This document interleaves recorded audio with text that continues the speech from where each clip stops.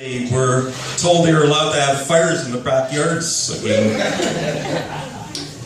First thing I gotta do, the last couple times I've been up here, I've made fun of Bruno Mars, and my wife says I should lay off him, so I said I'd do this. I promise I will never make, fuck it, I can't do it. Did you see Bruno Mars at the Super Bowl halftime show?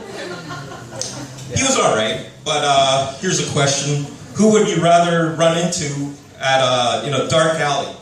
Bruno Mars and his boy band, or Beyonce and her girl army that she had with her there?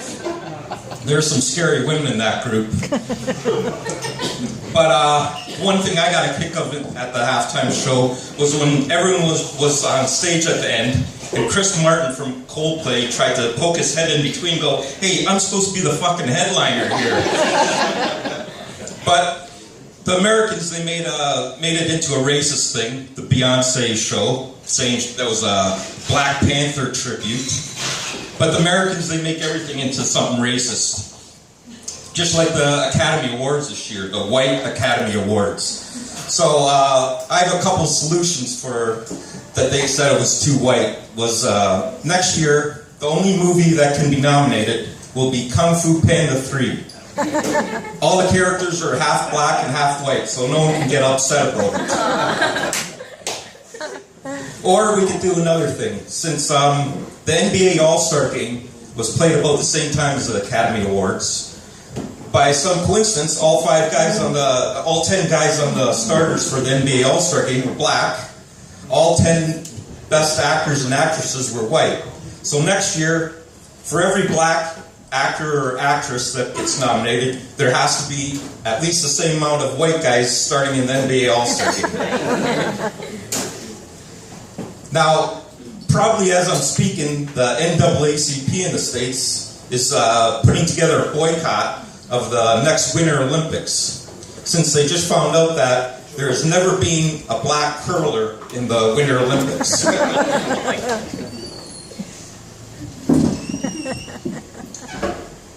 Now, I hate watching commercials on TV.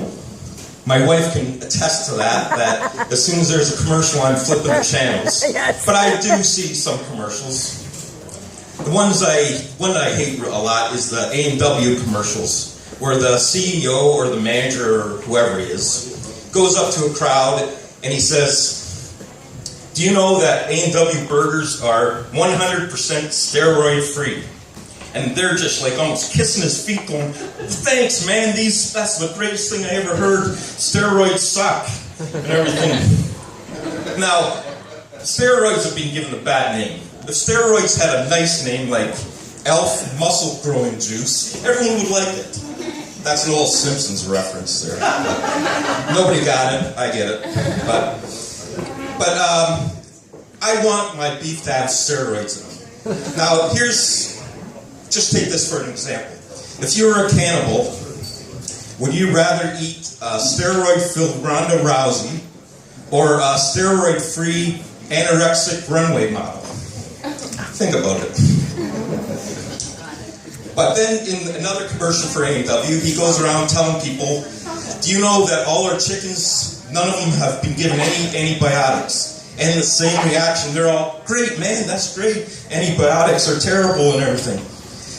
Not me, I'd rather have my chickens, anything that I eat, full of antibiotics. Would you rather have a chicken that you're eating full of bird flu, or Ebola, or Zika virus? Not me, but anyway. If you watch a lot of sports, you've probably seen a lot of truck commercials. Ford, Chevy, Dodge, they're all the same. They all have the southern guy with a deep southern accent narrating the commercial. They have these monster pickup trucks at some construction site, getting bricks, tools, rocks, everything thrown in the back. Then they're driving over mud, rocks, through rivers. But in real life, maybe about 10% of guys who buy these trucks actually use them for that.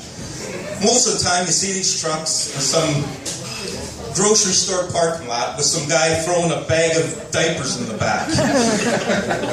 But the worst part about when they go to the grocery store is these guys with these big rugged trucks have to take up 4 spots just in case their big truck happens to get a scratch on it.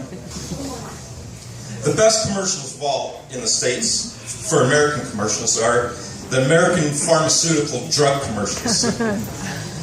Now, some of the best ones are Cymbalta, Lunesta, Ambien, Intermezzo, Humira. These drugs are used for mostly depression, diabetes, insomnia, or erectile dysfunction. Now, the thing with drug commercials in the States is that by law they have to tell you all the side effects that can happen. And these side effects are hilarious. Well, they're not hilarious, but when you hear them, some of them are like difficulty breathing or swallowing, hallucinations, lymphoma that may cause heart failure, seizures, sudden high blood count that may lead to coma or death, or swelling of the hands, feet, tongue, or throat, thoughts of suicide, yellowing of the skin, and of course the famous 4-hour erection. But the thing is that no matter how, despite all these side effects that they tell you about, there's some guy in some basement on a couch going, that sounds good. Yeah, give me some of that shit. I want that shit. Okay, thank you. You've been a great audience.